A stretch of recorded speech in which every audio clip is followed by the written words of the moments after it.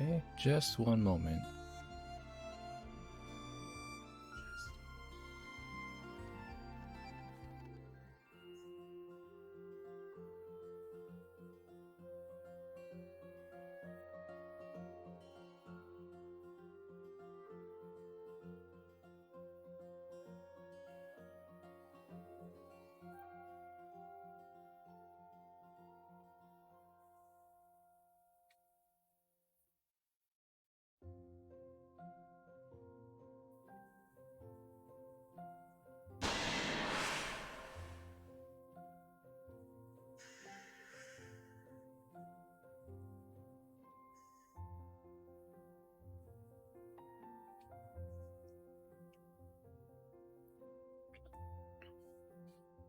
Kristen, was that you?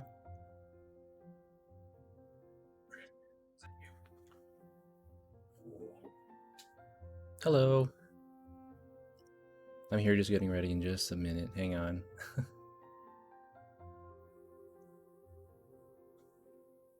Said you were hosting me. Were you live at all? How does that work? How does hosting work?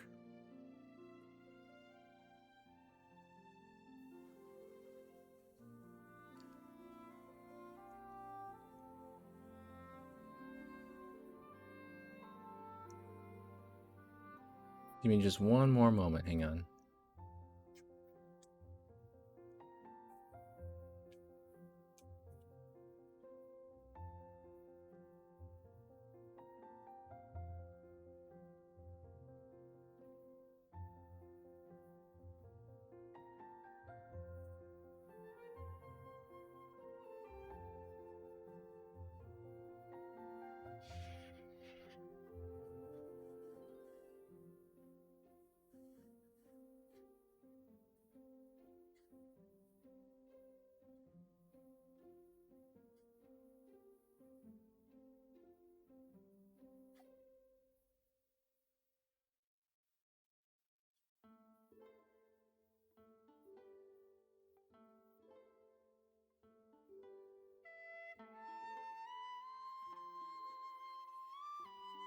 Okay. Hello, hello.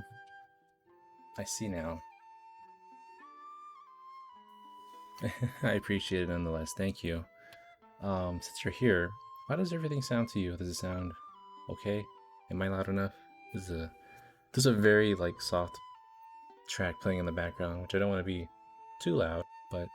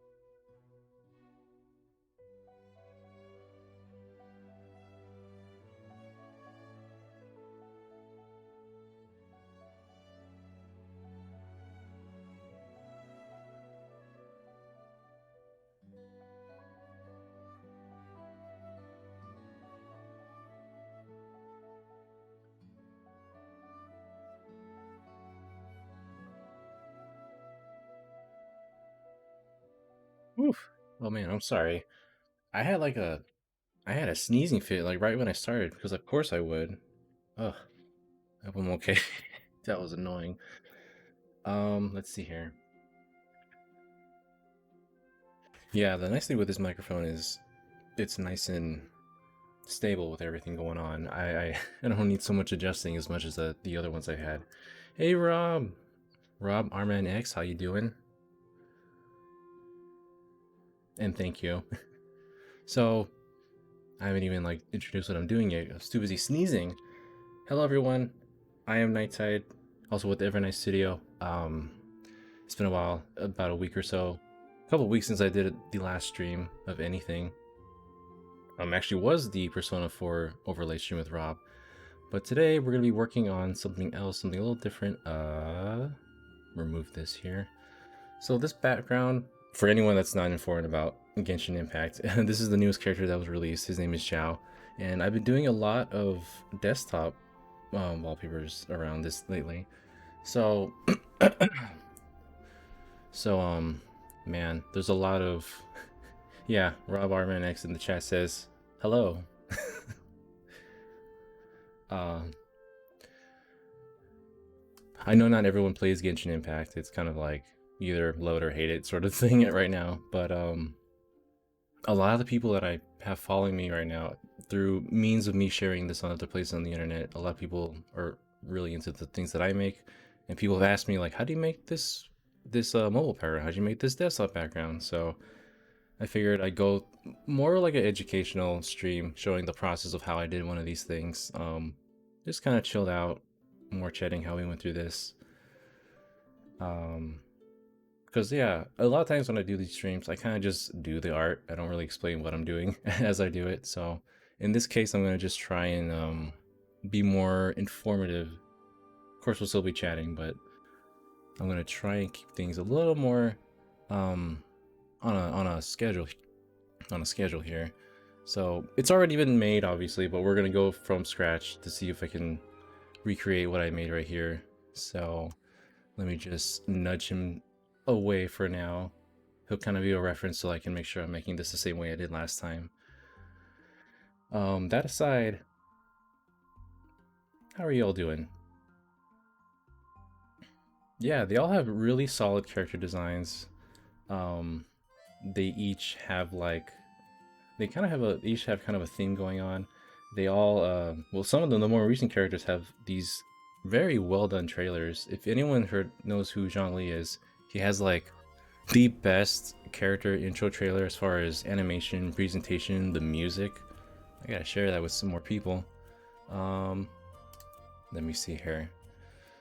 So we're gonna go for our typical 1920 by 1080 size, because that's pretty standard of 16 by 9 ratio wallpapers, as I've noticed. We're gonna go ahead and do that instead. Oh man, that's gonna be in the way. Move this to the side. Yeah, you'll see Genshin just everywhere. It's kind of ridiculous. The voice actors and actresses are really like into the role and into their own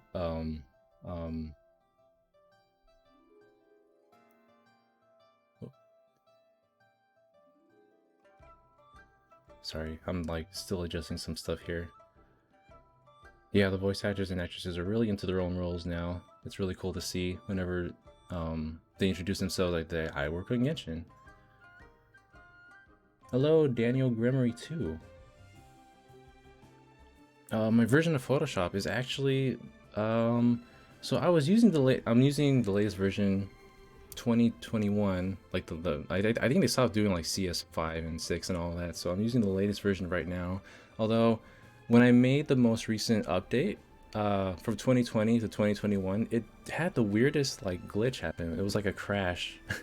When I opened it up, it just would not like continue with the it wouldn't let me open a file. It just said there's an error, so I had to like go back to the first version of 2021 or the latest version of 2020. Fairly new recent ones. I don't know if they've corrected that mess. Like, come on, Adobe, you gotta get these things. If you want all your files to work cross-platform with all the Adobe products, you gotta make them work. But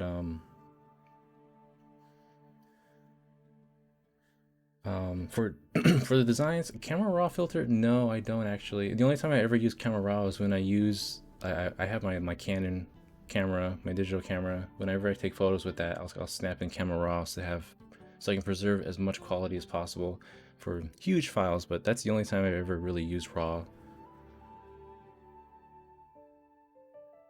Everything else on here is pretty much just like as high resolution JPEGs. PNGs as possible. And yeah, Christian, this is all Genshin music in the background. I found a playlist that's just like calm, chill music, and there's a lot of that. It's really good music. I recommend at least just like giving it a listen if you can.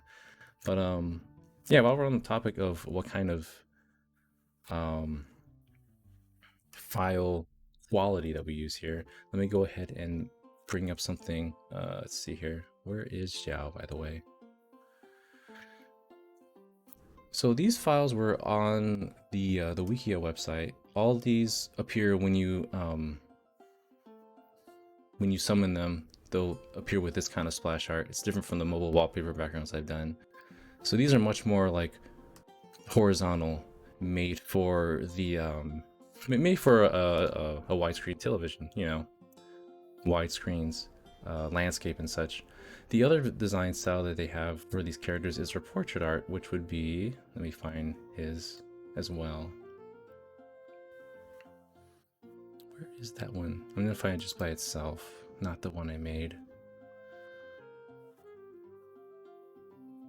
So this is the art that was used for, I guess, just promotional art and portraits. So just looking at it, it was like, okay, this is more meant for like mobile designs, mobile backgrounds, a more vertical project. The wish art that was made was more for like desktop backgrounds and such. So like naturally, they obviously, even the files themselves, they just lend themselves to be, okay, this should be on this side, this should be on that side. This should be more vertically orientated, this should be more horizontal and such. So that's how we kind of ended up doing it. We just started off doing the portraits, and then we just did more and more, and people were like, hey, where's this character, where's that character? Chicken Priest, hello, how you doing? And Inigo Soundpick, hello, how are you guys doing? Wow, we have people here today, that's amazing. Happy Friday, everybody. And thank you so much for saying that you're a fan of this stuff, because man, I did not expect so many people to be into this, the Genshin stuff that I did at first. How do I post my high resolution on Twitter?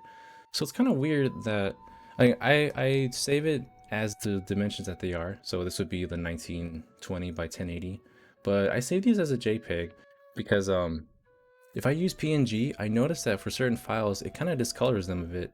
So even though you'll see the JPEG on Twitter, because Twitter decompresses like everything, which is kind of ridiculous, I go ahead and save things to PNG, and those get uploaded to my Google folders, which I'll share in a little while, because I forgot to mention, after I'm done with all this, I'll announce exactly what I'm doing next. It's like a small announcement, but it is related to desktop wallpapers that I'm doing, so I want to kind of show off what I'll be doing in the future towards the end of doing this one. And yeah, Rob, it was intentional to have it be a vertical or horizontal, because like I wish I could draw this. These are all renders that are already pre-made, so being able to make these a certain dimension is really important. So for those that didn't see already, we already have this made here. So we made this work into a landscape design. The mobile backgrounds just kind of naturally went towards the vertical design. Yeah, let me move this guy out the way. So we haven't even started yet. Oh, Inigo, do I make any wallpapers on Wallpaper Engine? I've only done exactly one, and I uploaded that just earlier this week. It's the Sephiroth challenge background from Smash Brothers. When the Sephiroth challenge was up for like 5-6 days, you had that really cool overlay with Sephiroth and like the northern crater behind him. I animated that a little bit. I just kind of used After Effects and made that emotion. Gosh, can I just share that real quick? I'm derailing already. Let me just bring that up really quick because we can just squeeze that in just for a moment. Where did I save it?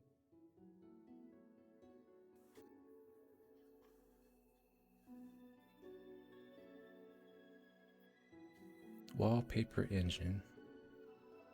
Will it open in the right file? Whoop, there it is. So this was made. I animated. I pretty much had to cut up Sephiroth's like limbs, basically. Everything that was moving has to be a separate part that needs to be anchored, pivoted, pointed, and just kind of animated that way. So it's made so that it loops back and forth over and over for the wallpaper engine. And I think it loops okay in the actual wallpaper engine background. So that's sort of, yeah, the wing was like the main focal point that I wanted to work on, and then I'm just like, okay, make the hair flow, make the arm kind of bounce up and down. Very, very subtle. The northern crater background also glows just a moment when it comes towards the end of the animation to go off that live stream feel. So man, yeah, that took a long time, but I'm glad I made it, and it looks really. I have a friend that animated like Persona 5 Royal wallpaper backgrounds, and I asked for a little advice, and he was like, "Yeah, it looks cool for your first try." Very excited to hear that. I want to do more in the future, so I don't know. I could try to do that with Genshin characters if I figure out how to rig them. But let's see. Thank you.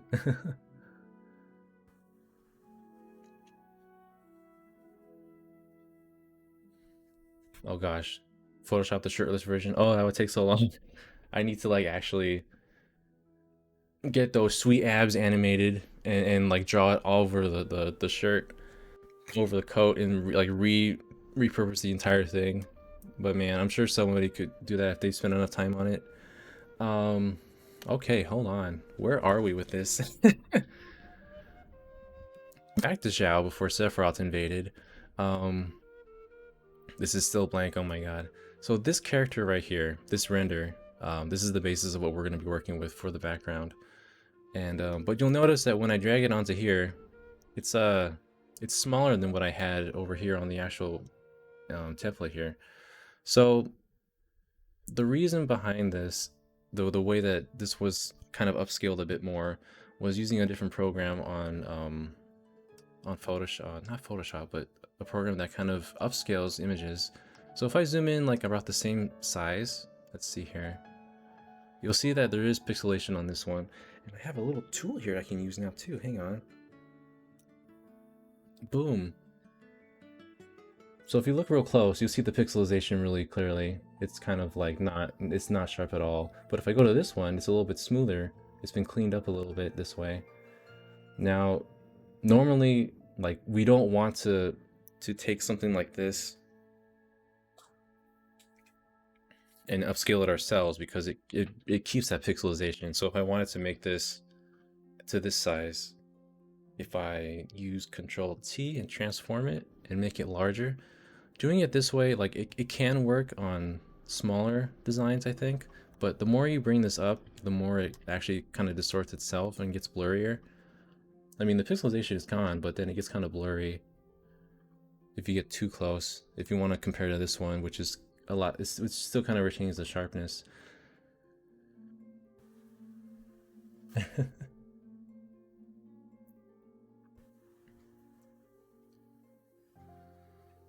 So there's a program, I'm sure other graphic designers know this too. It's called, well, there's different programs actually. The most common one you see is called Waifu 2X. It is actually called Waifu 2X. It's able to take images and transform them so that it upscales with a minimal quality loss, which is really cool. So for this one, I've actually used a different version that you can download to your desktop as its own application instead of going to the web browser. So it's called Big JPEG. Let's see here. So Big JPEG works the same way as Waifu 2X. I'm not sure if Waifu 2X has an application you can download, but this one does. And what we did here was we'll take the file for Xiao. Let me find him under wishes. So what we can do is you can drop them in right here. This is the free version. There's other versions you can get. It can do them by ×8, by ×16, which is kind of crazy and absurd. But I've never used any more than the free version, which is times 4. But in this case, we can just do times 2. That's plenty. Noise reduction, I usually leave it alone. Um, being us graphic designers, we pretty much always use artwork for like animated art, 2D art, that sort of thing. So you just hit OK and it's going to do the whole thing for you. And you know, it kind of depends, it kind of varies how long it'll take, because it's kind of like on its own server and it's going to be doing other images that other people are uploading as well. So I've seen this take like 2 minutes. Sometimes it's taken over like 20 or 30 for one image. Sometimes I'll upload 2 at a time and it'll take a long time.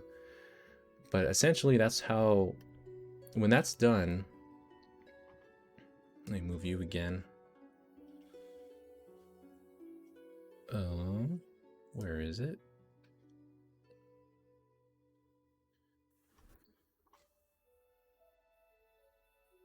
Oh, Xiao, you're in the way. I need like a third screen. So it's like halfway done right now. I already have it done. Oh, it's done right now. Okay, so that didn't take too long at all. And then you just download it, and then wherever you need to have it, just plan it wherever you want to put it, and it'll be its own file. So we did that, and now this is the same file, but after we put it through the application. So if we zoom in again, it's actually, maybe not that close, but this is the 100% size, which is a lot more clearer. Maybe not on stream, it might not show as well, but this is a lot sharper than what we had before, without losing too much of the quality within the images. And it's super helpful when you want to make something in high resolution, whether it's a desktop wallpaper, a banner, mobile backgrounds in like those really retina display high resolution screens, which I've been trying to do more lately, because some people say that even though I put in really large, they're still not high enough resolution. And even with the desktop backgrounds, like I can't do like the super long widescreen ones. I guess I could, but I'm trying to make a size that's kind of default and just there for everybody to use pretty generally.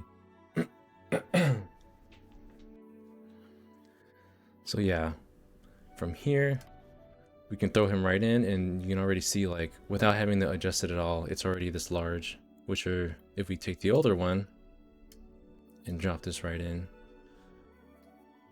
oh boy, so many Xiaos. This is the size it was beforehand.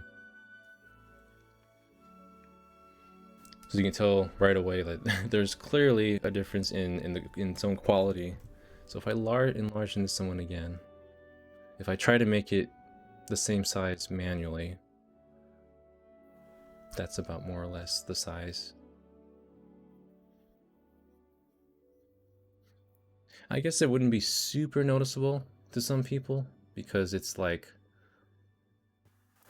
when you're zoomed away at actual size, it's on your desktop, you don't really notice it too much, but to some people it really matters. To us, just having that clarity to know that we're not making something that's kind of blurry and like messed up in the corners. You really see the pixelization just the closer you go into it. Like if you go this close, I'm sure you can kind of tell from this compared to this that there's a clear difference in its like sharpness. So that's something I'm trying to keep in mind while I'm doing these nowadays, especially for like, you know, people that they're going to use and see every day, like on their desktop or their phone. So put that away. So smaller Xiao, we're going to say goodbye and deal with this one instead. So let's close all the Xiaos.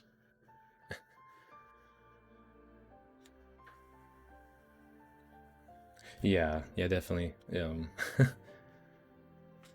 Rob knows for this pixelization. If you look real close, if it's a little bit more forgiving when you're actually working on it, because it's so small right now. Like it's not full screen, where if you were to do like the actual size of your monitor, like this is the actual size you'd have it at. So in the long run, you'll definitely notice over time that, hey, this is not the highest quality. So let's go ahead and actually start the design as well. So let's see here. this is my chance to also educate a little bit on Genshin as well. I hope the background music isn't too loud or too quiet. I just want to have a little bit something there to kind of go with the easygoing mood. Just shortcut this. Oops.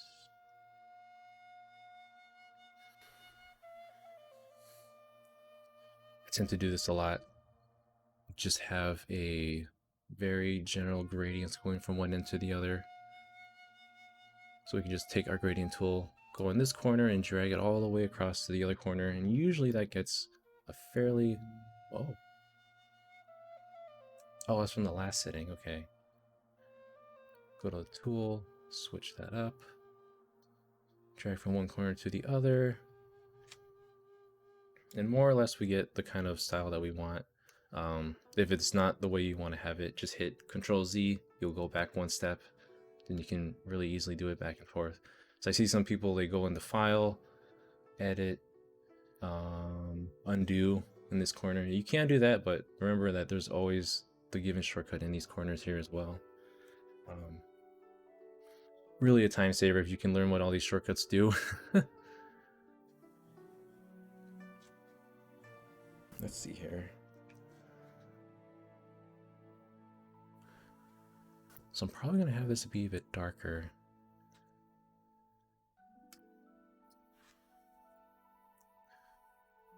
This isn't going to look exactly like the one I have in sample already, but it's going to be pretty close, I hope.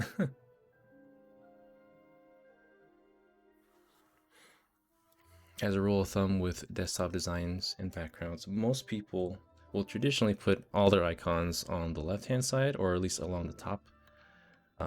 Obviously not everybody, not going to generalize there, but most commonly people will do that as that's just the standard default.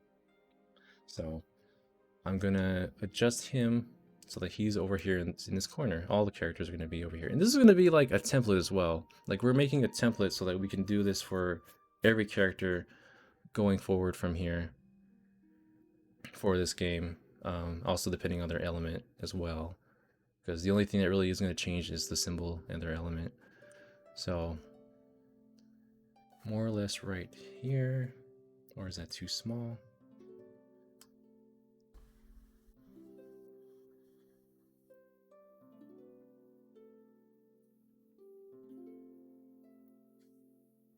Hard to tell sometimes.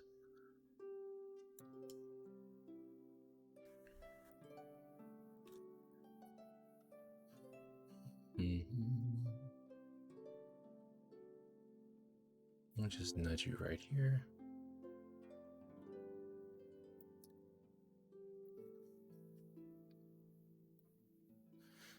Oh, right. So this is kind of weird. I don't know who rendered this photo, but if you look, I almost missed this when I made the actual design. But if you look right here, who put this here? It says it's me. I don't know. I don't know who put this here. This is definitely not in the actual art, but it's just something I noticed like at the very last step of when I was working on this originally. So, okay. I have no idea why this is here, but you know what? This is actually a convenient way to do a little bit of editing here too. So we have the smudge tool right here. We're gonna increase the size enough so that it can cover this, or just any size you want. We're putting the strength at 100%, and if you just very carefully move it, we're gonna erase the "it's me." I would love to know who put this on here. Probably whoever uploaded it, just kind of put a little icon in there.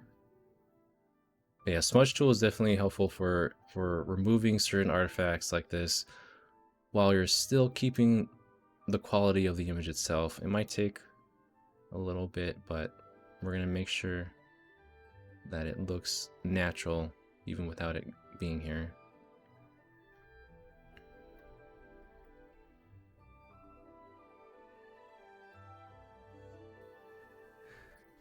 It is no longer me. Yes. Kristen, hopefully not.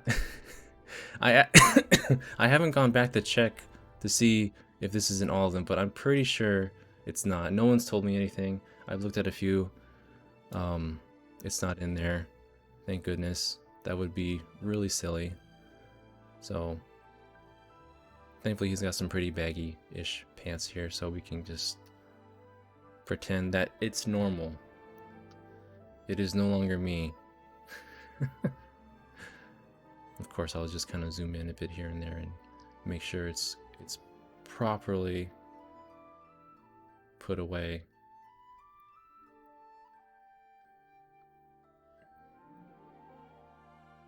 Yeah. Whoops.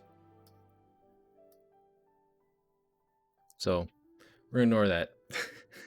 It's so ridiculous. Okay, so for those who don't know, in Genshin Impact, every character has an element. And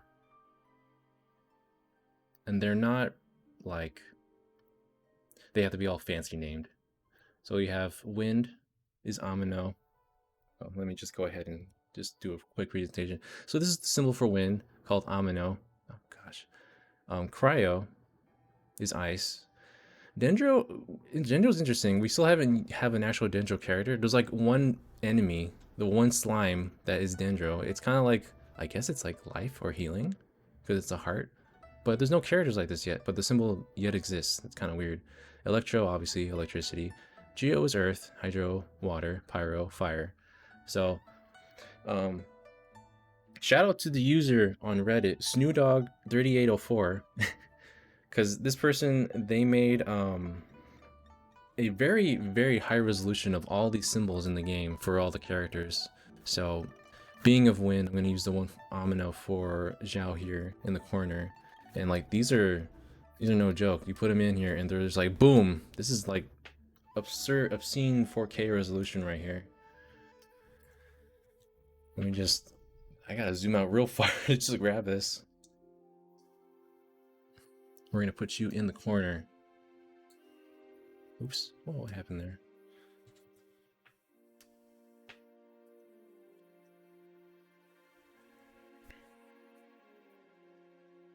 Sorry to zoom out way too far. Okay. So every character has their one element. Let's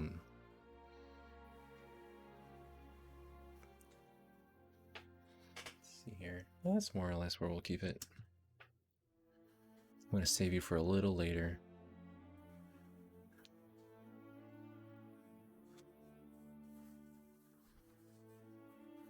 Yeah, super big, but like that's super helpful for helping to give these a little more character than just putting the character on by themselves. So thank you, Snoodog3804.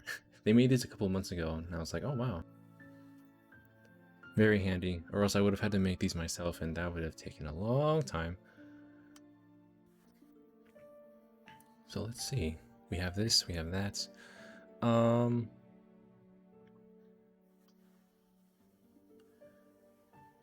Yeah, I think I should probably do this texture before I go too far into everything else. If you notice on the old wallpaper that I have a like kind of square box texture going along the entire background. So let me go ahead and pull up what I used for that. Or at least I think it was this one. I'm gonna drag this in. We kind of have this texture going along the background, but at an angle. So they're like this or so. But obviously it's not going to go all the way across like this. We're going to have to duplicate it a bit. So if I hold Alt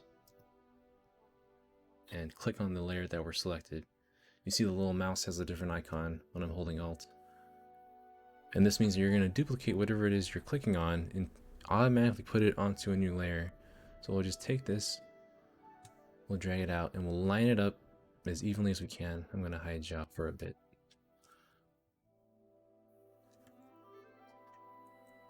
So we line this up.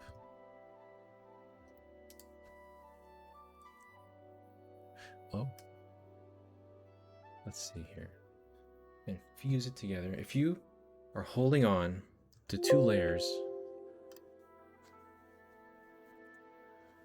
So if you can see these two are highlighted, right? Usually you're just selecting one at a time. If you hold shift, you'll select everything in that group from whatever layer you're on to the one that you're clicking on. So all of these are now suddenly selected. But we're not doing that. We can hold Alt, and you can select very specific layers. Oh, I'm sorry. Control. Getting them confused. If you hold Control, you can select very specific layers instead that you need. Move it back out. So if you have these two selected at the same time, when you hit Control E, they'll become one layer. A lot more easier to manage that way. So let me go ahead and use levels. If you hit Control L, another window will come up and you can control the different kinds of how much it contrasts between light and dark. So it actually won't show too well on this occasion because it's literally black and white, but you can move the levels here if I can do it just an extreme amount. There's a watermark on this. So I mean, it's so light, it's just kind of distracting. So if I just hit right here and move it this way, you'll see it lightens that up a considerable amount, but you know, we don't want that completely gone. So this is for darks, this is for lights, and then the middle here is just the gray tones in between. It can make it light or dark no matter which way you move it. It's definitely a lot more noticeable when I'm using color, but in this case I'm just going to nudge this down this way. So now you don't see it as bad. And there was some green going on in the middle of it anyway, so it's really helpful to kind of remove certain like artifacts from being, you know, low resolution, all that noise. So we got this here. Oh boy. And what we can do is we can just duplicate this again. So we'll hold Alt, we'll drag it up, and drop it on this side this time.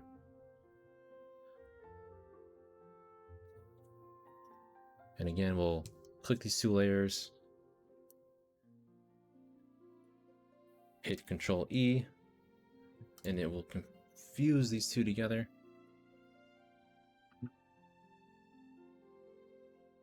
Now we have like one very large image of the same texture right here.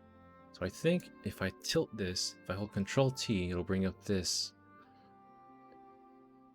And you can either shift it freeform if you want to, just kind of whatever specific angle you want to, or if you hold shift while you're doing this, it'll be at very set increments.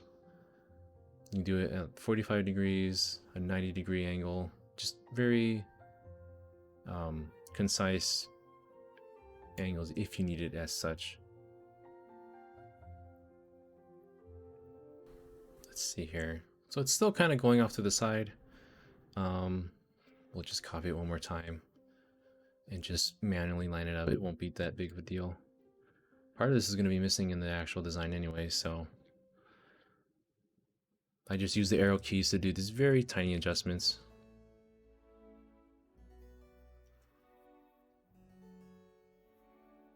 And let's see. More or less, there you go.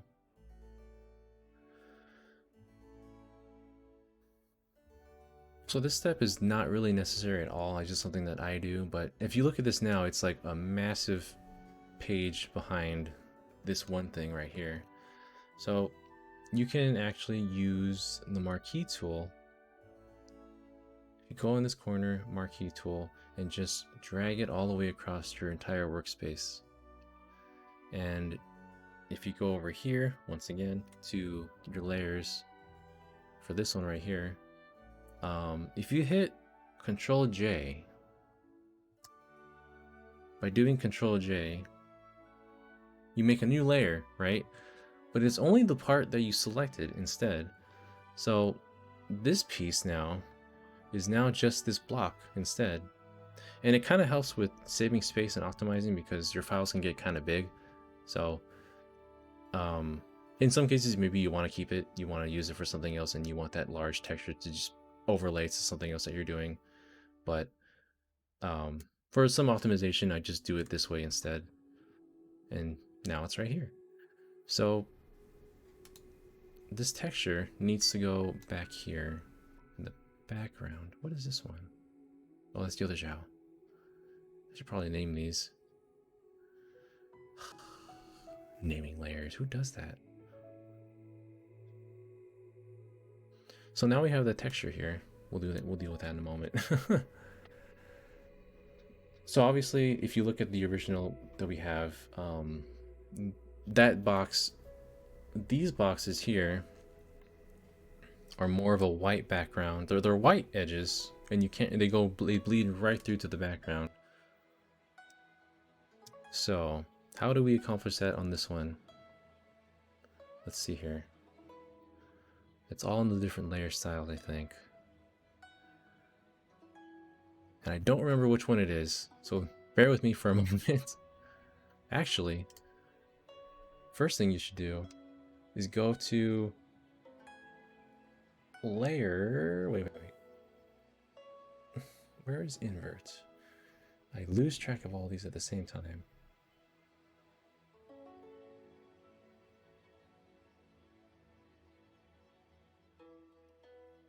Inverse or invert. Adjustments. There you go. Image, adjustments. If you do invert or just hit Control I, it'll take everything that you have and flip black with whites and other colors.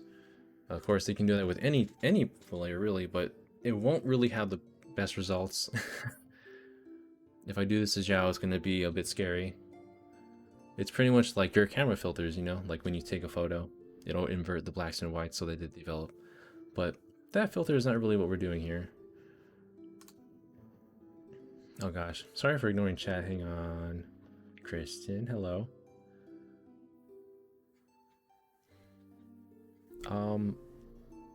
So this is actually the process I went through to make a template for everybody. So in this case, the very first one I did was of Albedo, and he was an earth element. And I kind of went and did that design. I didn't optimize it for doing every character at that point just yet. I kind of gauged interest to see if everyone liked it. But let's see here. If you take a look at that one, what was the first one that I did?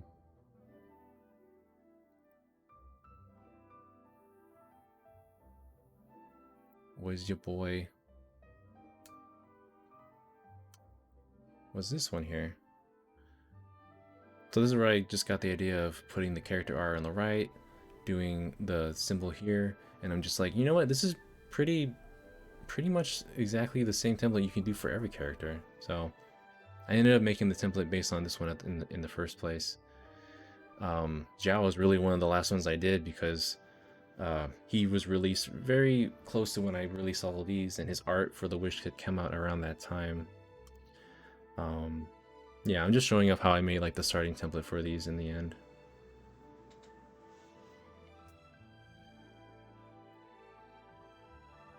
Maybe in the future I'll just do something from scratch and just kind of learn it as I go, but there's still a lot to learn, I think, when doing it this way. So here we have this layer. I use the layer styles very often. They're very handy for helping things blend and look a little more natural together. So let me try and see which one I use for this particular one. It must have been one of these here, because now there's options to, this set of options here is to bring out the lights and pretty much remove the darks.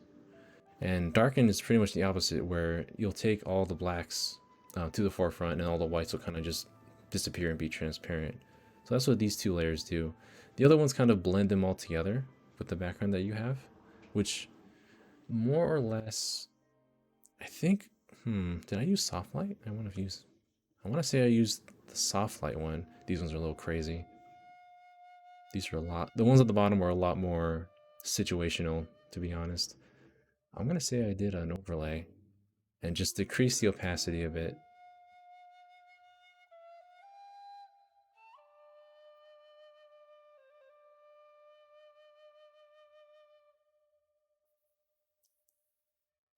And I'm not sure if I did this. I'm gonna hit Control J to make a copy of this layer, just so I can, if I do something wrong, I can come back to it when I need it, if I need it. But I'm gonna go ahead and give this a very soft blur.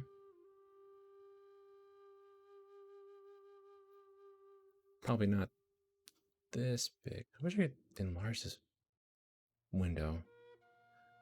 Yeah, we made it just very slight.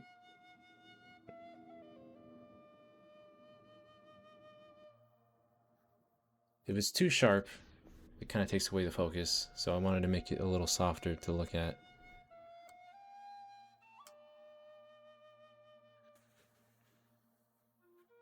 Oh, okay, Kristen. Thanks for coming by, though.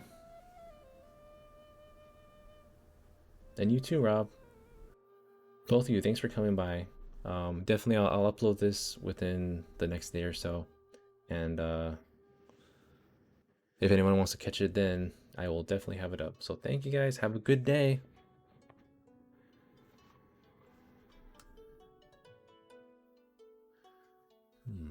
Okay. Gonna be getting to more fancy stuff in a little bit here too.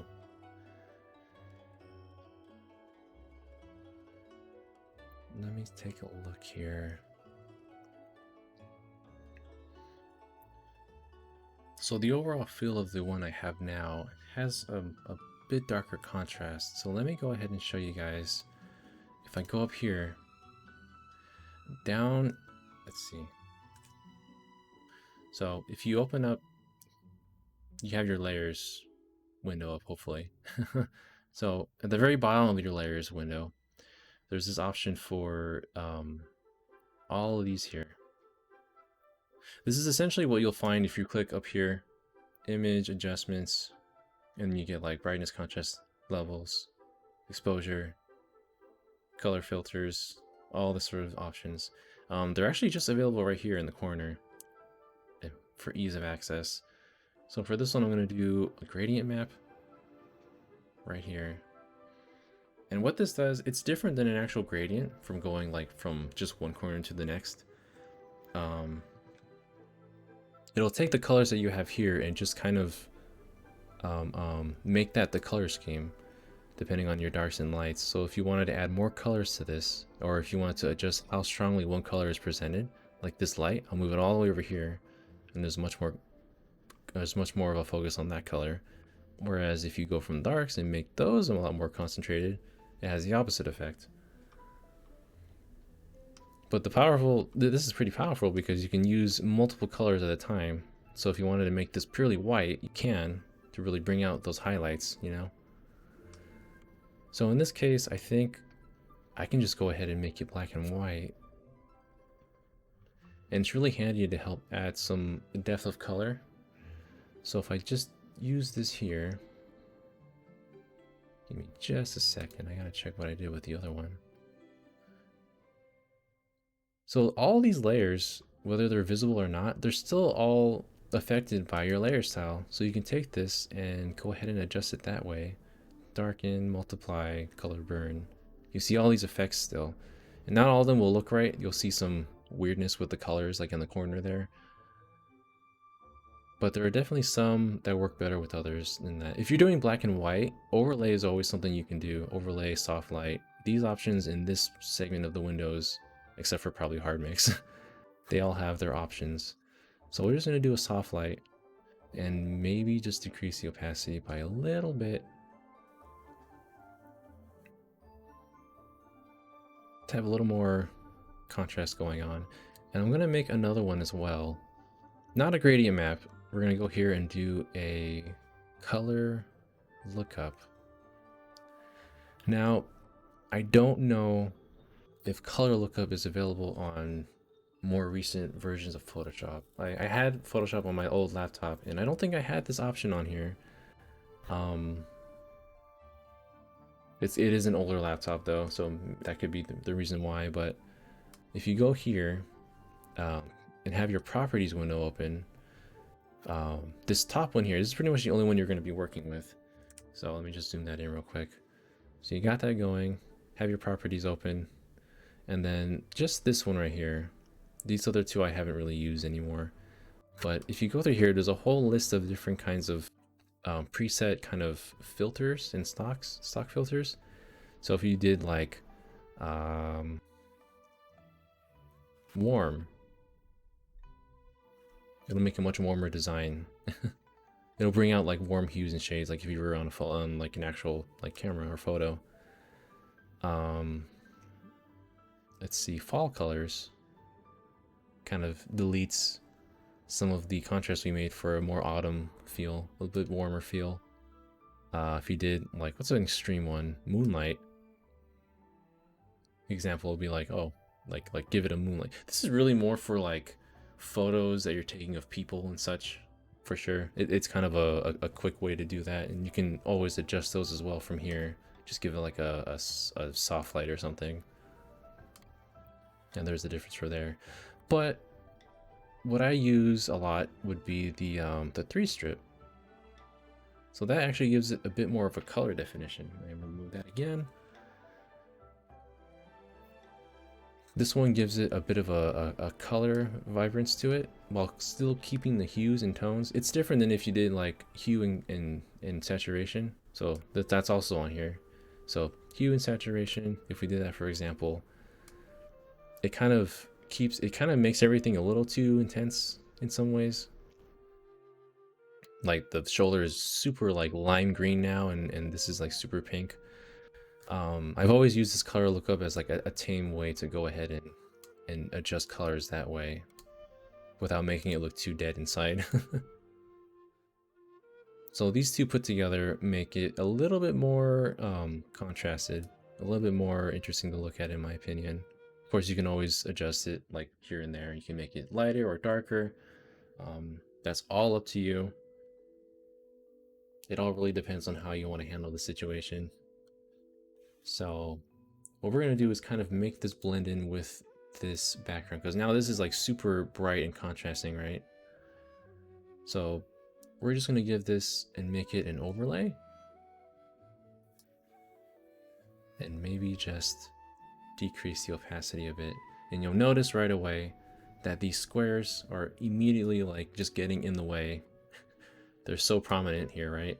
So what we can do is, gosh, this zoom tool is very handy. I'm glad I figured this out. So when you're over this layer for the symbol, if you hold Control, you might not be able to see on the cursor there, but there's a little like box going around. It looks like the marquee box. If you hold Control and click on this right here, it'll select everything that's in this layer. So only the portion of this layer is going to be selected now.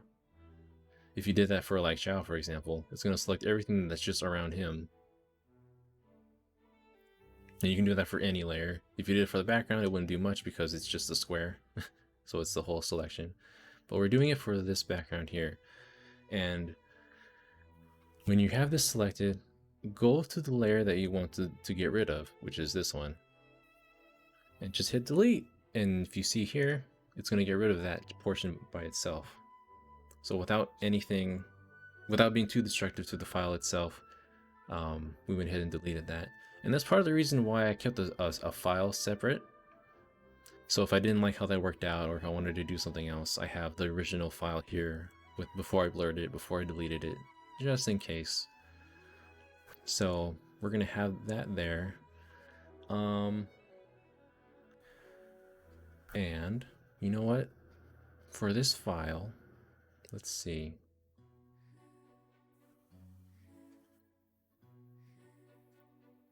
For all the ones that I did on my version, my other version, I did like a very like dark kind of background. It's not really as dark. I think I did it a different way, but we're gonna do it a certain way on this side too.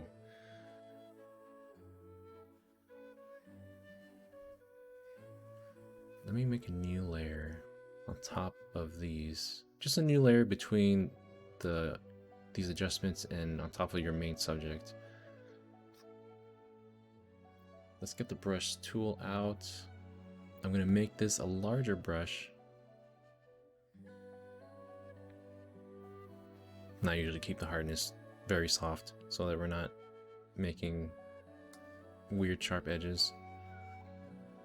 So from here, I'm going to zoom out a bit, just a bit, and opacity is going to be just a little smaller. We can always adjust this later too. So we're going to sweep across this corner here, and it might be a bit much at first. You might want to adjust it as you go along, or maybe just zoom out more because it's such a large portion.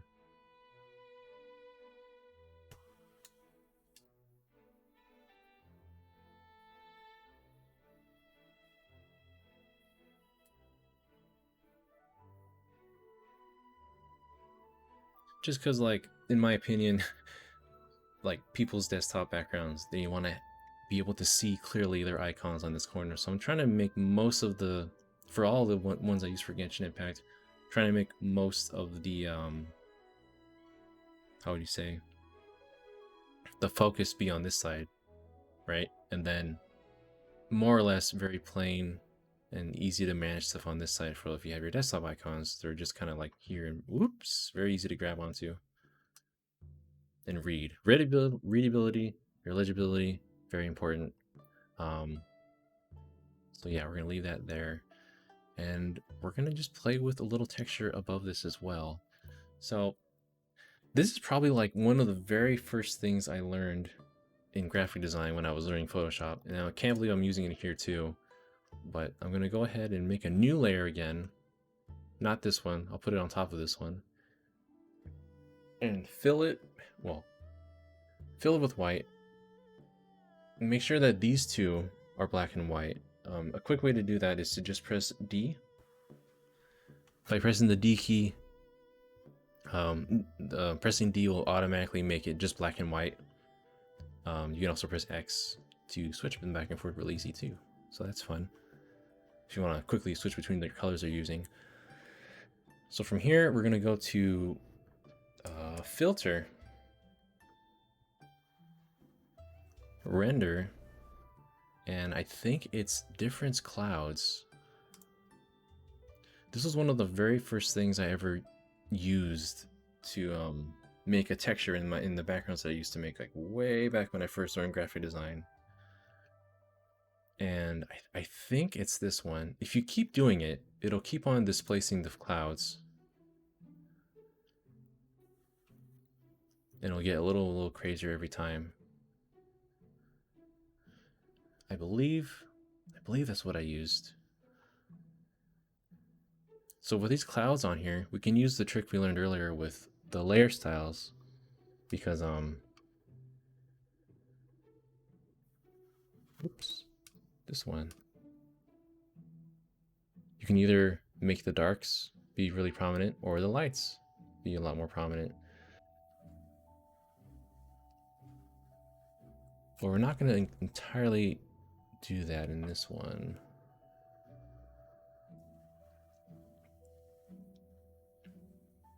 Let's see, what do I want to do here? It's going to look a little bit different from the original, definitely, because especially with these clouds, they always come out differently. I'm going to put this on overlay, and I'm going to take the eraser tool. So press E when it wants to work. My shortcuts don't always work for some reason.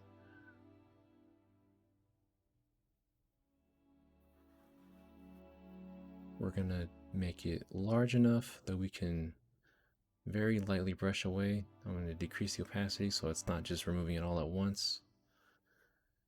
And just make the overall opacity of this layer just a little bit lighter.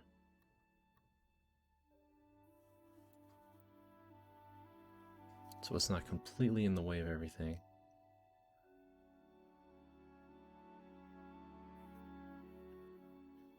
And then just take the brush tool and just lightly kind of erase the parts that you think aren't really that much needed. It's really just for small textures purposes. I'll be showing off what I'm doing with the rest of the texture later. But yeah, it's not really going to be a huge deal in the end. It's really just like, this is kind of a minor touch-up I could probably do towards the end, but I'm trying to go in sequential order here of what I did originally. Okay. So we're getting a little bit closer to where we were with the original file. So here's another key part that we did for all the Genshin Impact designs. Was we're going to take Xiao here. What you can do actually is take the original file you uploaded. Let's see here. Where is he? So take Xiao. We're going to put him back in here again because we shrunk him earlier, so that kind of degraded his quality just a little bit. And we're going to put that in the background this time. And this is going to be a little bit trickier. Let's see here. Let me zoom out a bit so I can get this. Oh, actually, no, I don't want to zoom out. I'll just use the trick I learned earlier that I'm teaching here. Marquee. Press M and just drag this all the way across your space. If you know that you're not going to use anything on the outside edges that are here, like in my case, I'm just going to make Xiao larger. So it doesn't really matter if I cut away all the other stuff around it. So with this layer selected, just hit Control J, and you'll have just this portion of him, as you can see here, instead of having the entirety of his body just all over, which you're not going to use anything from the outside, at least for this example. So we're going to delete that, and then it's just to help minimize file size and just help your workflow overall. So we're going to use Control T, and now it's just this shape. We don't have to zoom out or anything, at least not as much. So we're going to make him just a little bit larger. And I remember I had trouble with him in particular because he has all these lances and they just get in the way of his face. I'm trying to make it so that his face is still the focal point here. And that's not always easy. I remember I had to, let's see, go on this layer and just erase just some parts of the effects. They're not a big deal. Most people will not notice at all that you erase some portions. We will forgive you. No worries. Even though he looks at me very displeased. So you'll notice that we have a lot of stuff going out here now too, because we dragged everything there, or we zoomed out everything. So we're just gonna erase. I try to keep everything at not 100% opacity when erasing, just because you want to make it a gradual kind of erasure. So that's not the right one. Okay, so this file, we're going to make it super large and just gradually click and erase this portion here. Right? But also, from this point on, we're taking Xiao here. Oops. This was an overlay. Okay. So click on this boy, give it an overlay.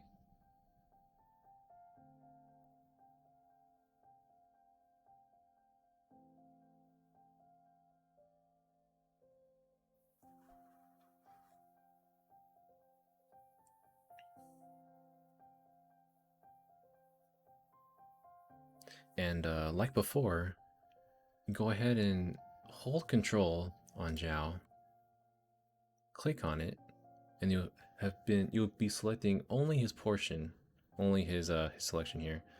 And let's see here, like we did with the Amano sigil over here, we can go ahead and just delete that portion on him, because the way I have him on overlay, the square background is kind of distracting. So I'm just gonna hit delete. Oh, not on Xiao, on this layer. Delete on this portion. And it's a bit easier to see him now.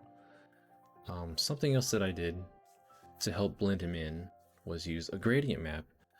So kind of like what we did up here, right? But this time we're gonna go ahead and make a gradient map. And this is just gonna be for this layer, for this one. So you'll notice already that it's going on along to the entire background, right? But You want your gradient map directly above the layer that you're going to be doing, you want to apply it to, right? So from here, just right click it, and I guess this is another zoom in portion right here. So gradient map is on top of the layer that you want to affect. If you right click it, one of the options here will be to create a clipping mask. So if you create a clipping mask, it'll apply the effects directly onto the layer below. And there's a lot of ways you can use a clipping mask, but in this case with maps and layers, you can apply the color just to one portion. So you don't see it right now. You probably don't see it right now. But that's because I set Xiao to an overlay. So he's, if I put him to normal, that's where the black and white comes in, right? If you remove the gradient map, it's no longer there. Put him to overlay, and there it is again. You delete this, and there's the color. The sole reason I did this with black and white was just to kind of dilute the color for him, so that he's more in the background, a little more present in the background here. Or rather, no, it's to make the foreground one more present. I'm getting my layers all mixed up now. Okay, so this one, I don't need that layer. So yeah, in the end, we just kind of make it so that this one still stands out. There's enough color on him that you don't really focus too much on the background. But because there's enough color, you don't want to make it too distracting. So yeah, that's just one way to do that as well. You can also delete the opacity just a little bit, so he's not demanding all your attention back there. So yeah, it's getting a lot closer to how it is now, how it originally was made.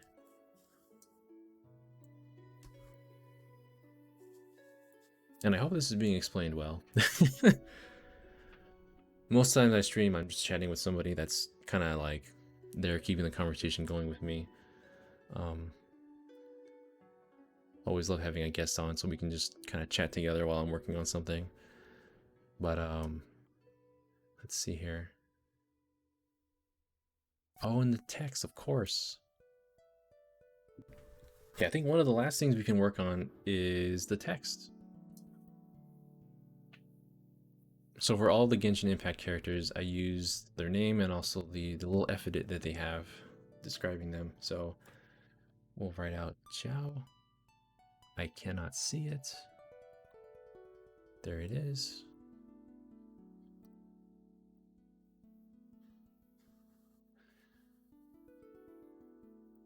We're gonna do that. There's two layers. What is he? The Vigilant Yaksha, right? It has been that long since I've seen it. So with his name, we're gonna make that. Oh, I gotta zoom in. There's like nothing here to see. Make this one bigger. I wanted to use a font that, you know, there's a kind of elegance to Genshin Impact. You know, there's the whole fantasy setting. It's in multiple different kingdoms that have different inspirations. Like Liyue is obviously very much in the Chinese culture. Mondstadt is German, I'm gonna say. And then Inazuma is gonna be Japanese, the one that comes up after this. Who knows when, but I want to try to keep a font style that kind of doesn't clash with any one style of the of all these different cultures. And I didn't want to use anything that was like too like childish, like this right here. Very soft layers, very playful kind of type font. Something kind of default, but nothing that's like, you know, I'm gonna leave the effort as like the most default portion. But where was it? I know it started with a C. What did I use that I really liked? Castellar. Oh yeah, there we go. So I used this layer instead, or this font for this one. I think it's not too loud. It's not like a very distracting font, but it's also, you know, you might see it in these kind of fancy settings. So we're gonna leave it as this font instead. And let's see here. I'm wondering how large I kept these. This was kind of big because he has such a short name.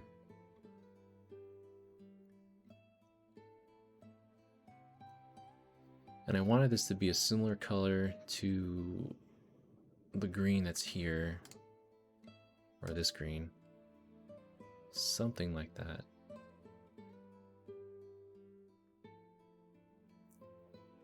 Just so it blends all together. Yeah, this might be a bit bigger than I had it originally.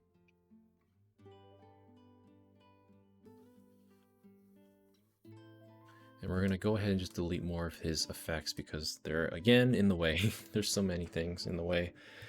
The 5-star rolling characters, they tend to have a lot more going on with their arts than the 4-star characters. Not a problem to work with. We're just going to erase some of this here. It's going to look natural still, don't worry. The fact that there's a lot going on in the background also helps.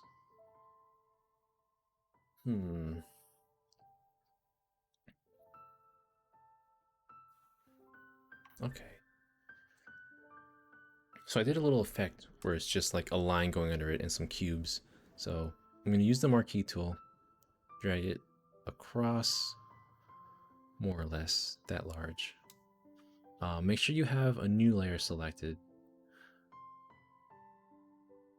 You know what? I'm going to make a folder right here. I'm going to put the 2 text fonts I worked on into this folder, just so we can kind of keep something a little bit easy to deal with, and make a new layer within this folder. So if you click on the paint bucket tool or just press G, we can go ahead and, with making sure that your foreground color is white, we can go ahead and click on here. It's going to make a line. I mean, that's basic 101 stuff, but if we go to filter,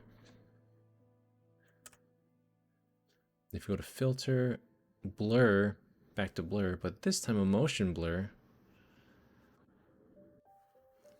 I already have a preset here, but as you can see, it's causing it to be a smooth out line. So if you remove the preview, we'll make it this smoother line instead.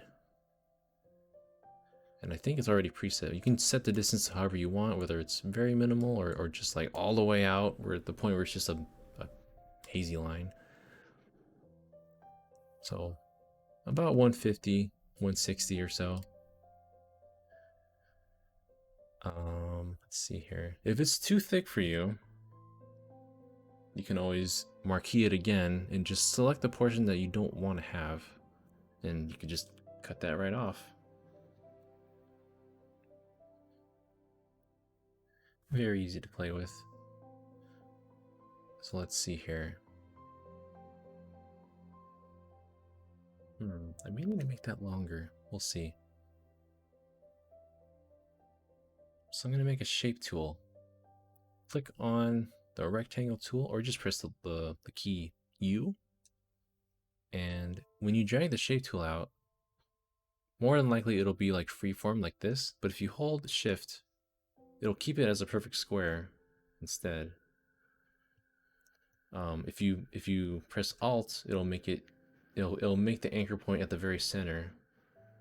If you let go of Alt, it makes the corner the center. But if you hold Shift and Alt at the same time, it'll make a perfect square within that anchor point. So everything works in conjunction with each other. We're not really making a square that large. So let me just make it, and if there's a fill, I think this only exists in these newer versions. But if there's a fill in properties, go ahead and remove that with the stroke, or the stroke I mean. The fill is going to stay white. So Control T to transform, and we're just going to make a funny design here.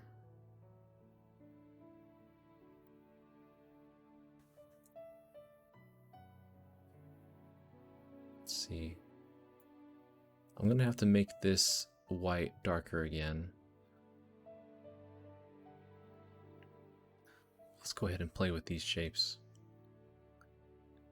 I don't know if anybody's seen it, but the voice of Ether, uh, the male traveler, Zach Aguilar, he was on stream rolling for Xiao not long ago with the voice actress of Xiao, Lila Berzins, on stream with him, and man, she's hilarious. She's so talented with her voice acting. You would not be able to tell that she voices someone as droll as Xiao when listening to her.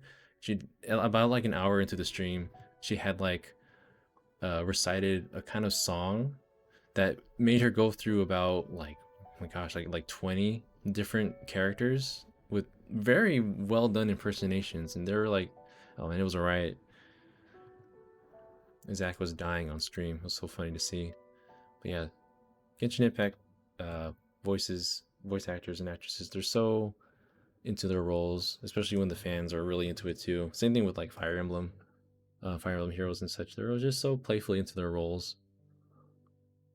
It's just fun to see. So yeah, here we go. I kind of just used the whole like alt and drag to make multiple squares for this portion. And up here, yep, it's all one group now, so you can kind of easily deal with it in this corner. I'm going to go ahead and within this layer, if you double click any of these layers, for example, the visual yaksha one here, you double click it, it'll bring up a whole other window of things you can do, because there's layers upon layers of things to do at all times. Let's see here. If I'm gonna do an outer glow, and it's very minimal. I think if you click the check mark, you can barely tell there's a glow on the visual yaksha right there, right? I usually mess with these settings, so the color, we're just gonna make it the same green, so it's not glowing white, or at least somewhat close. It doesn't need to be the exact same green. It can be a bit lighter so it's more noticeable.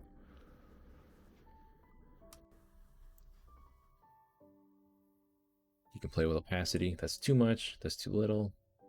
I think the default was just fine. It was like 40-30%. Normal screen light. The default settings is usually pretty good for what you want to deal with, in my opinion. So we're gonna leave it like this. Okay. We're gonna do something similar for Xiao's layer, but leave that probably just white. So outer glow, leave it the white color. Give it some softness. A little bit more intense with the opacity there. And these two. So here's something you can do. Select the top rectangle layer. Well, I guess they're squares, but they're going to call it rectangle. And select the whole thing. Hold shift and click the bottom of that stack of layers. And you can have this entire thing selected here. If you hit Control J, it'll duplicate all of those just like that. And if you hit Control E, it'll fuse all those layers and merge them into one layer by themselves. So Control J and Control E, and then you have another layer that's just like this by itself. This is a little bit easier to deal with because if you wanted to apply the same glow to these ones, you can either, well, you'd have to apply it to each individual one, or if you have it like this, you can just double click the fused layer and do the outer glow, and it does the same thing, but do the whole thing at once. And again, it's going to be very light, very minimal. Something you won't really notice until it's actually zoomed all the way in, but we have that light glow going on. Man, his name's really spread out. What the heck? I must have left this, oh, right. So under character, you can always like play around with how your font and typefaces work. So let me just arrange this just a little better.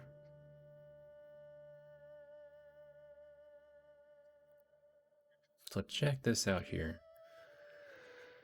Just a little lesson on characters and type fonts while we're here. So here's obviously your size. Default sizes usually don't really do it. We'll always be resizing it ourselves, but it just gives you an estimation of what it's like. So if you wanted to make it 72 font, there it is, a bit bigger. We'll bring it back to this size. Although I do like to leave it an even number. So 55. Let's see. Escape from this. I can't even see it. That way. Okay. That should be better. So this layer will mostly deal with when you have like stacks of font. Different lines. So if I have like if I have it like this, you know, if you click on here, we'll click on the layer itself first so it updates. This determines how much the kerning is between, or the spacing is between these two layers. So the higher the number, the further away they're going to be from one another. So if you do 72, it's back to where it was more or less. But you'll mostly just keep this on auto. It's more to fine tune it later on. This right here will separate the text individually. So if you have if you click the T button, the typeface tool here, or press T on the keyboard, click on any space between these fonts. See how the little ticker is flashing? You can use it to very fine tune like just that one space between that one letter. So I could do like 200. Just the X will be separated. Or just that way. That's rarely used though. Like it's not used too often. More often or not, you'll be playing with this one instead, which is dealing with the entirety, the tracking of the whole text. So right now it's set at 200, which is a lot bigger than I expected it. If you leave it at 0, oops, oh, okay. Make sure you're not selecting any piece with the type tool. But if you have everything selected, if you're clicking on the layer and select here, put it to 0, it pretty much does what we just did, but for the entire font. I think I'll have it just be a little bit spaced out. Not too far. Maybe just 25? Yeah, we don't want it too different. So delete that, we're not dealing with it. And these ones are just kind of like general type distortions that you could just do with the transform tool, like how stretched up it is, how wide it is. And yeah, everything here is just like bold, italics, all that sort of stuff.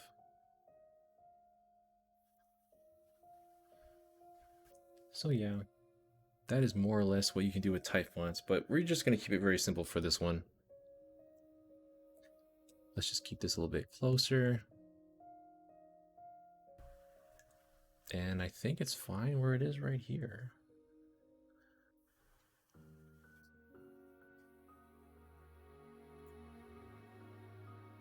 You can actually get rid of these layers, or at least hide them, so that you don't have to deal with those anymore.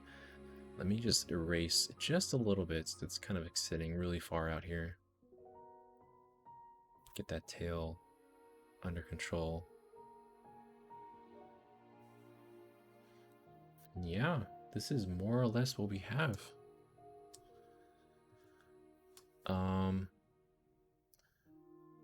Something I'll do to all these is just zoom in a bit, click on the layer that you have for your main character, go to filter, sharpen. I'll do a smart sharpen for this one, just a very light smart sharpen, because that'll kind of take any kind of artifacts that you were dealing with. It'll take the blurriness that was made to enhance the photo for images, especially ones that you've enhanced, and make it just a bit sharper. I usually keep the settings very minimal, but you can go all out, man. You can make it as sharp as you want. The radius will make it kind of, oh boy, that's too much. Yeah. Powerful tool, but you don't want to use too much of it.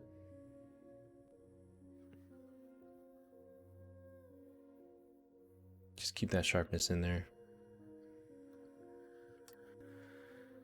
And wow, okay. This is his wallpaper. Let me go ahead and bring in the one that we originally did first. It's still hanging out here in the corner. Where in the world is it?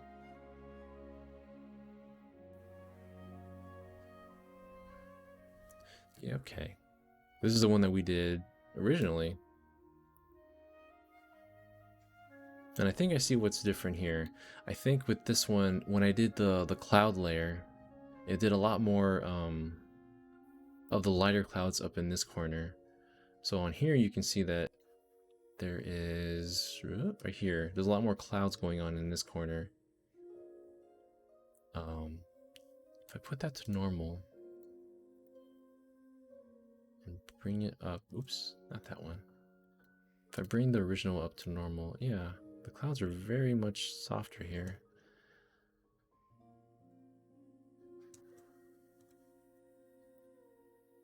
Man, really just random chance. Let me try to make those clouds similar. So I make this again, black and white. Was it displacement clouds or was it just clouds? I'm unsure.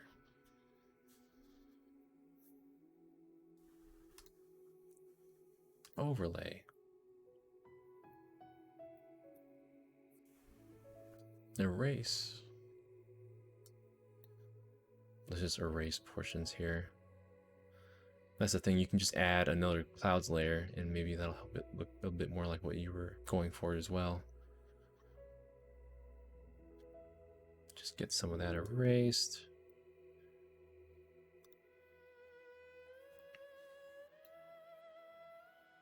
Oh yeah, that helps it a little bit.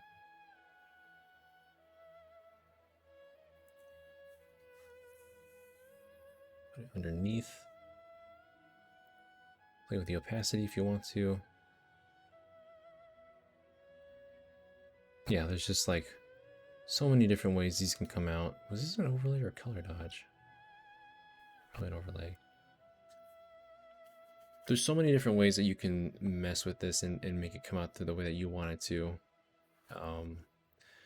I always say this, but the majority of my designs, like is like a lot of my time is spent on the last like 5% or so, just fine tuning. Oh, just fine tuning the corners and such.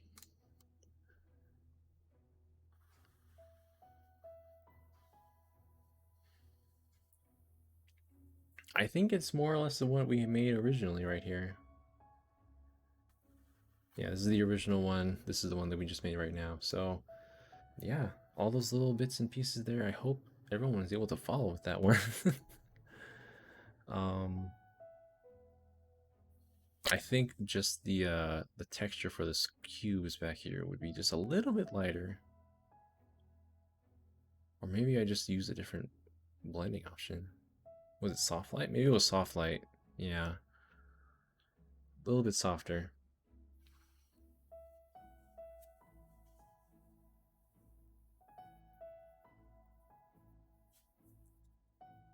And if we just hit full screen here, if you press F and then F again, you can go ahead and just make it fill your entire screen. And here he is.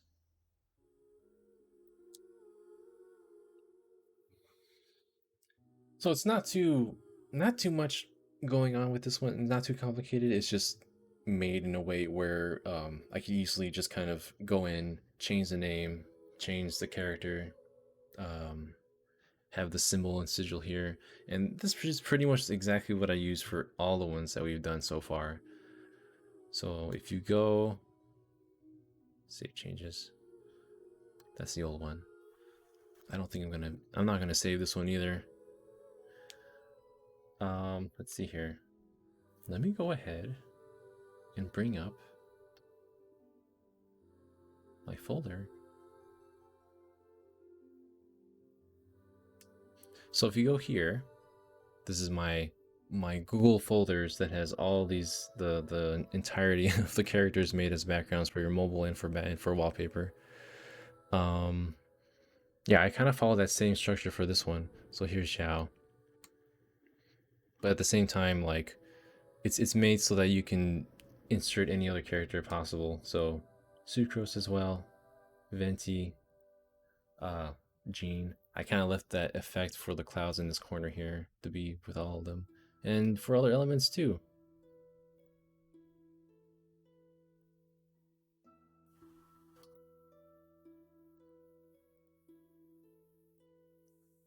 Organized by color. And yeah, these are all available for people to download. If you go to my Twitter account, at Evernight Studio, my pinned tweet has a link to my card website, and on that card website is all the characters. There's the gallery portion has different links to Google folders for like Persona, Smash Brothers, um, Fire Emblem, and obviously Genshin Impact. I have not looked at these comments. What is this? Oh gosh, what's this language? Alexandra, what did you say about Paimon? Anyone speak this? I'm gonna translate it. I hope it's not bad. Please tell me bad. What did you say about Paimon? Uh, uh, in English?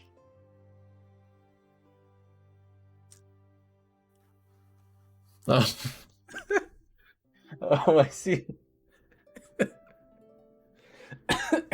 Canned food, emergency food, of course. Um,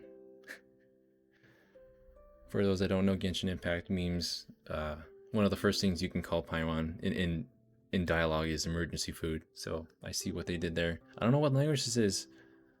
Sorry. Russian. Russian English? I see. Well played. Man, all my filters here. Oh, Daniel, for mobile displays. Oh man, I don't know. Those are super complicated. Like, uh, I've done other mobile design background, not tutorials, but more like just demonstrations in general. These are all kind of like, man, they're more or less keeping a template because, like, it's I guess hard to explain because for for desktop backgrounds, like the entirety of the left side will be more or less the same, and you're just playing around with details on the right side. But for this one, the entire project has to be done from mostly from scratch. We have some similar elements like the borders in the corner, the backgrounds are more or less the same, but we have to change it up every time because their poses are so different. Like the way they're positioned, we have to like take into account what's made where. I could do one in the future. Maybe when another character is announced, like Hu Tao. Maybe when hers comes out, we can do both the mobile background and the desktop background whenever she gets officially released. Because people don't know this, but because they keep asking, but the splash art, the portrait art, like their wish art, it doesn't really release officially in high resolution until they're like closer to being released. So I don't want to do a really like low quality one, unfortunately. Um,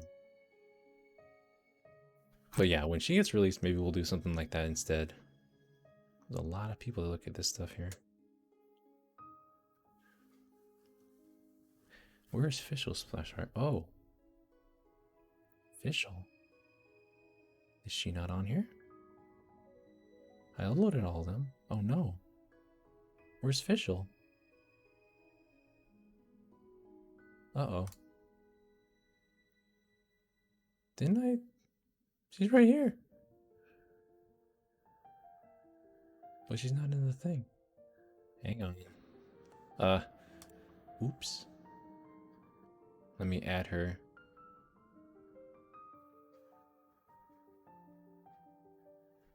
Why are you not in the group, official?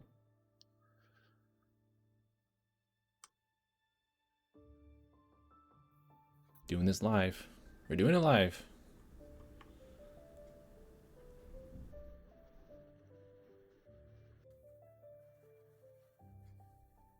I don't know how that happened. I thought I uploaded all 28 of them. There's 28, I know that for sure.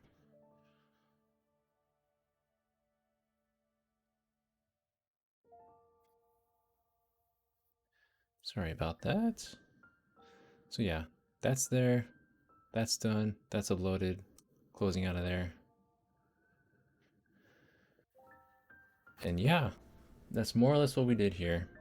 Um, as a, let's see, little preview of what I'm doing in the future for people that follow me and also are into Fire Emblem and Fire Emblem Heroes. Let's see here. Just something to show before I leave. Resplendent versions of the newest heroes. So here's Ike as a mobile background, Resplendent hero. The character that didn't need it but got it anyways. I wanted to start doing mobile backgrounds of the Resplendent versions, as well as wallpapers too.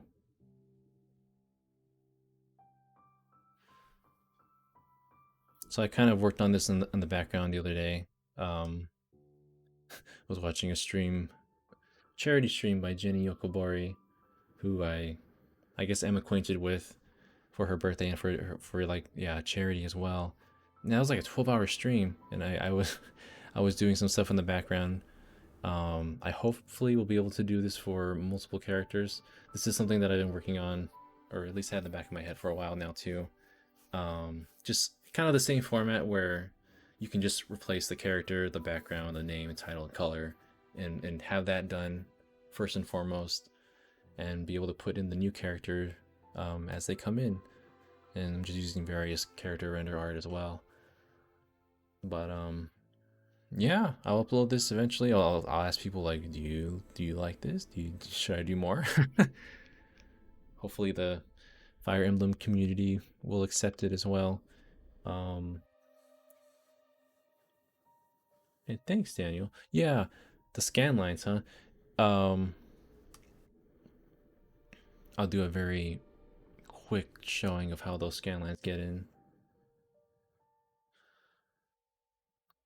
I'm assuming you mean these really like thin lines that are in the corner, that are just actually all over the place. Actually, you know, let me make a new layer. This will be the last thing I show. New layer and fill that with white. Okay, and if you go up here in this corner, opacity, right? You can play with the opacity however you want. But underneath it is fill. So if you play with fill, right now it's going to do the exact same thing, you know?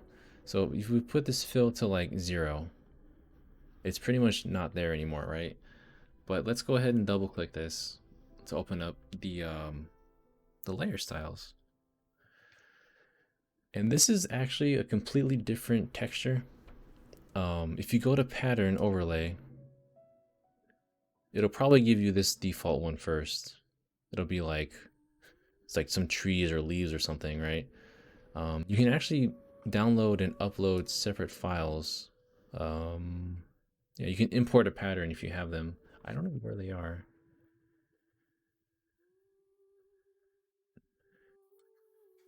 But let's see.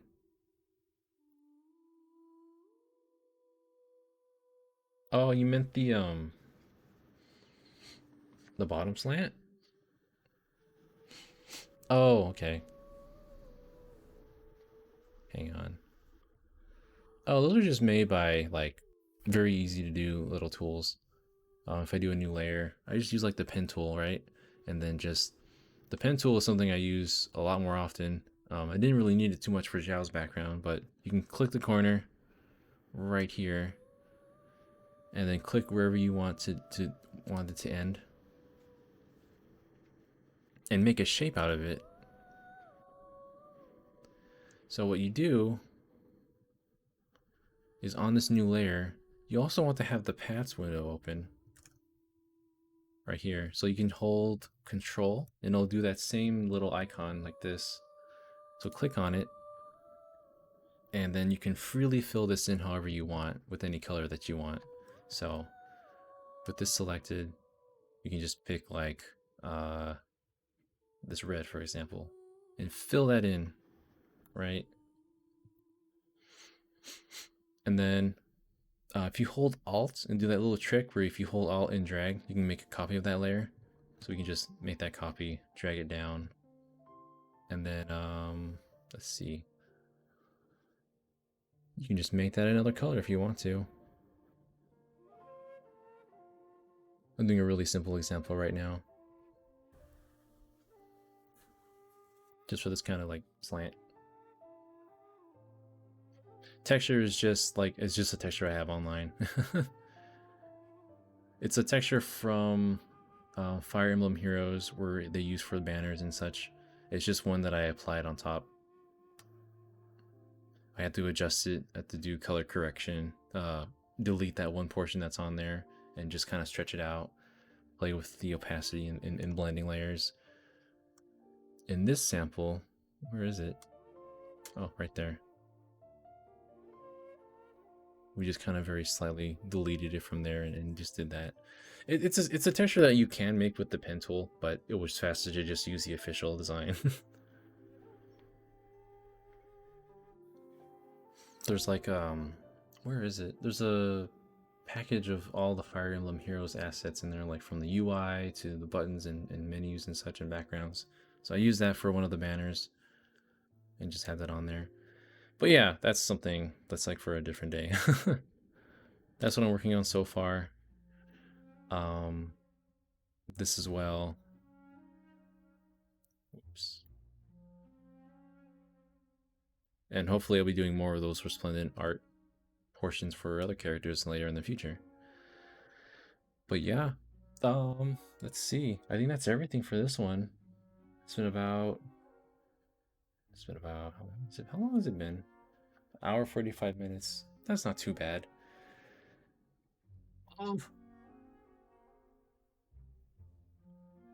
That's more or less everything I wanted to get off for this one. So like, thank you guys for watching. Thank you to everyone that joined in, or anyone that's watching after the fact. It's really nice to have a little space where I can do these on the side and just kind of show people how I do these jobs. But we're gonna sign off for now. If you want to see more stuff that we do, we're on Twitter at Evernight Studio. Username goes by Nighttide, but we go by both names around this house. So thank you so much for watching, and I will see you guys later. Have a great day and a good weekend. Good night.